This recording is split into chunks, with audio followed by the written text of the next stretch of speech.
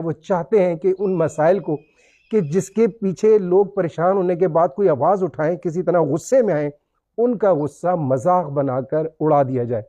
اس وجہ سے ایسے مذاق کرنے والے یا اس طرح کی کامیڈی کرنے والوں کو باقاعدہ ہائی کر کے کہا جاتا ہے کہ وہ اس طرح کے معاملات، اس طرح کے پروگرام بنائیں۔ السلام علیکم۔ مولا متقیان مولا امام علی علیہ السلام نہج البلاغہ کی حکمت 450 میں فرماتے ہیں، کوئی شخص کسی دفعہ ہنسی مذاق نہیں کرتا مگر یہ کہ وہ اپنی عقل کا ایک حصہ اپنے سے الگ کر دیتا ہے۔ آپ علیہ السلام کا یہ فرمان بہت زیادہ اہمیت کا حامل ہے۔ آج کل کے دور میں ہمیں سمجھنے کی ضرورت ہے کہ جتنا ہم کامیڈی کی طرف جاتے ہیں، بہت سے معاملات اتنے سنجیدہ ہوتے ہیں، اتنے سیریس ہوتے ہیں، اور ان کو بہت زیادہ ہماری توجہ کی ضرورت ہوتی ہے۔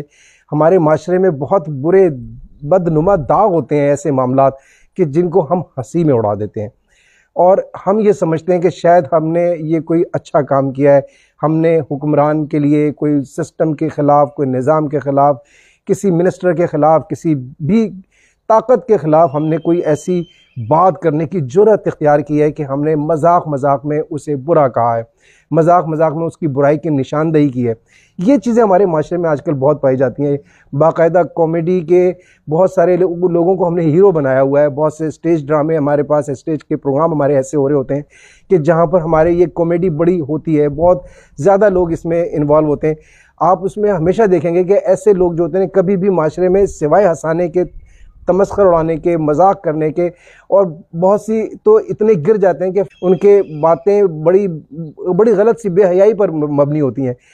ایسے تمام باتیں یا اس طرح کے تمام معاملات جو ہوتے ہیں انسان کی عقل کو اس سے دور کر دیتے ہیں، اسے سوچنے سمجھنے کی اس میں جو صلاحیت ہوتی ہے اسے ختم کر دیتے ہیں۔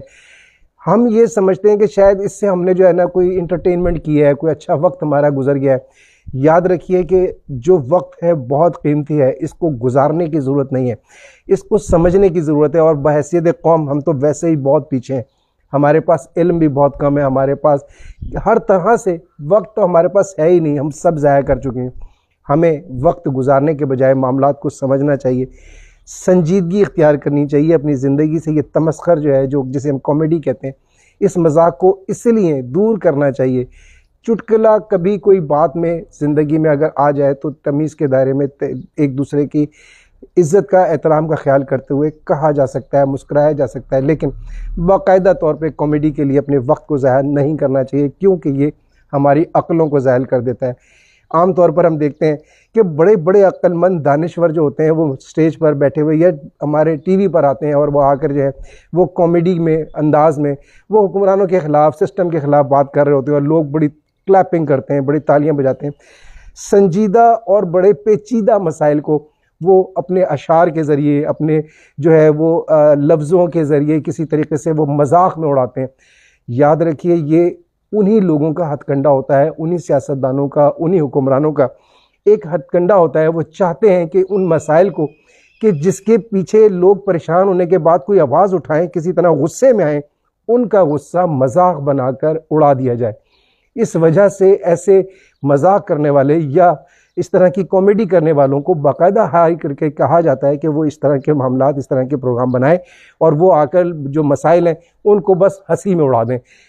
اور اس سے ان کو فائدہ ہوتا ہے، جو لوگ اس کے جو حکمران ہوتے ہیں اور سیاستدان ہوتے ہیں۔ ویسے آپ کسی طرح سے کہیں پر کھڑے ہو کے سیریس ہو کے ان کے بارے میں کوئی بات کریں، آپ کو وہ برداشت نہیں کریں گے، لیکن ایسے لوگوں کو بہت سپورٹ کیا جاتا ہے، کیونکہ وہ مسائل کو ہنسی میں اڑانے کا فن جانتے ہیں۔